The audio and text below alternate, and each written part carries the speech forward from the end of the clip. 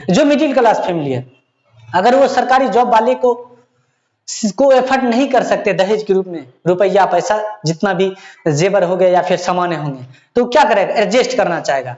और सबसे खराब बात यह है ना बाबू कि अगर दहेज जितना कबूल किया गया अगर उतना नहीं मिला ना, तो कल के डेट में उस लड़कियों को उसके घर में उसके ससुराल में टॉर्चर किया जाता है, उसके सास के द्वारा, उसके ससुर के द्वारा, उसके हस्बैंड के द्वारा, उसके ननद के द्वारा, लगभग में घर के तमाम लोगों के उनको क्या करते, टॉर्चर करते हैं। और अंततः लास्ट में यही होता है ना, अगर वो ठीक ठाक है, सीधा सपाट है ना, तो क्या करे, किसी को भी नहीं बोलेगी, ना घर में बोलेगी, ना हस्बैंड से क्या बोलेगी, जब हस्बैंड ही उसको कोसेगा क्या बोलेंगे उनको, ना फिर घर में बोलती है, ना नैहर में बोलती है, ना ही ससुराल में, क्या करेगी, बेचारे घुट घुट के मर रही होती है। और एक दिन ऐसा होता है कि खुद को मार ही डालती है, आत्महत्या ही कर लेती है, उसके बाद पूरा फिर से रोना धोना। इसका मतलब यही हुआ ना, आखिर फायदा किसको हुआ, सोचने वाली बात है।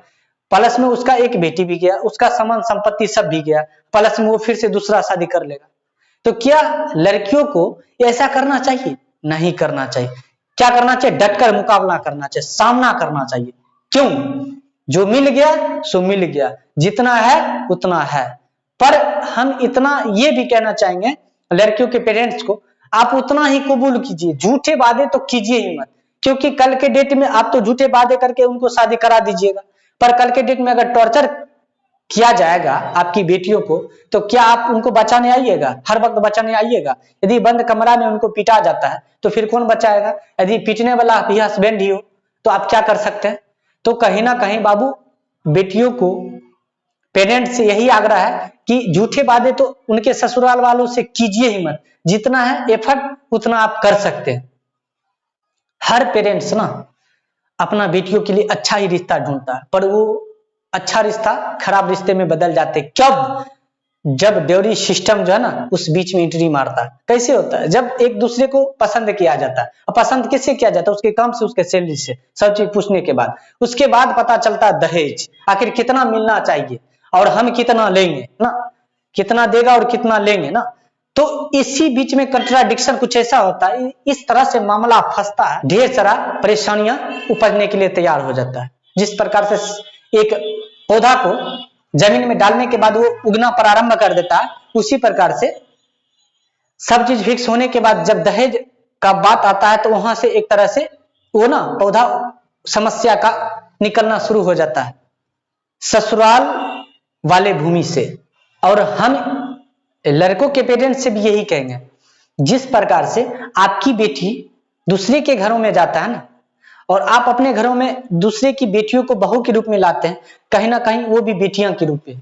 तो आप जिस प्रकार से आप अपने बेटी को बेटी समझते हैं, उसी प्रकार से दूसरे की बेटियों को भी बहू के रूप में लाए हैं तो हैं, पर उन्हें भी बेटियां समझने का कोशिश कीजिए। अच्छा रहेगा, कहीं ना कहीं सास और पुतहू जो है उनका रिलेशन अच्छा रहेगा, भौजाई और ननद का रिलेशन अच्छा रहेगा। पर ऐसा होता नहीं है, मतलब बनता ही नहीं है।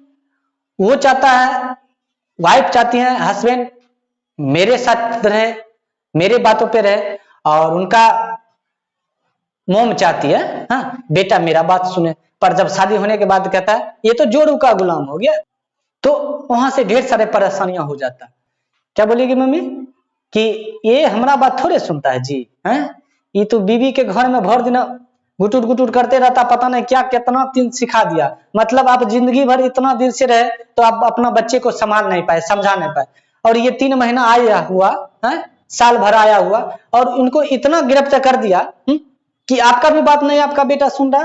तो आपके परवरिश पर लानत है ना, कि किस तरह से परवरिश किए, जो आप ही का बात अब नहीं मान रहा है, और जिनसे शादी ब्याह करके अपने बेटे को खुश देखना चाहते थे, अब उसी के वजह से, उसी के खुशी के वजह से आप फिर से दुखी हो रहे हैं।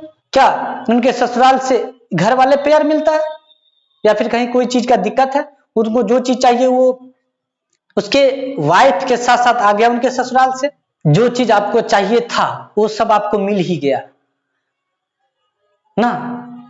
तो आपका बेटा आपके पास रहे या ना रहे, आपका बात माने या ना माने, जब आपको लगा कि ये नाबालिग हो चुका है, जब आप उसको शादी कर दिए, तो फिर ऐसा अंदर मन में ऐसा खुंदक क्यों कि अब मेरा ये बात मानना नहीं रहा है। सोचने वाली बात है, सोचिए, थिंकिंग कीजिए। आपको जब लगा ये समझदार हो चुका है ना, बालिग हो चुका है, तभी तो इसका शादी कर दिया है। तो फिर आप ये अपेक्षा क्यों रखते हैं अपने पुत्रों से, अपने बेटों से कि अब तक भी मेरा बात सुनता ही रहे? क्यों सुनेगा आपका बात? हाँ, समझदार होगा, संस्कारी होगा, आपके परवरिश में दम होगा, तो आपका भी बात सुनेगा और उनका भी बात सुनेगा, पर सुनेगा दोनों का। और नहीं तो समझ सकते हैं ना, सब दिन आप किए और लास्ट में मतलब पेड़ आप लगाए और फल कोई और खाएगा। ऐसा होता ही होता है, 99% केस में ऐसा होता है।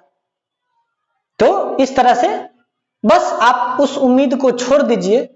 जब आपको लग ही गया कि समझदार हो चुका है, शादी कर ही दिए, या अपना परिवार संभाल सकता है, तो फिर ऐसा उपेक्षा रखने का मतलब खुद को दुखी करना। हम क्यों करेंगे खुद को दुखी?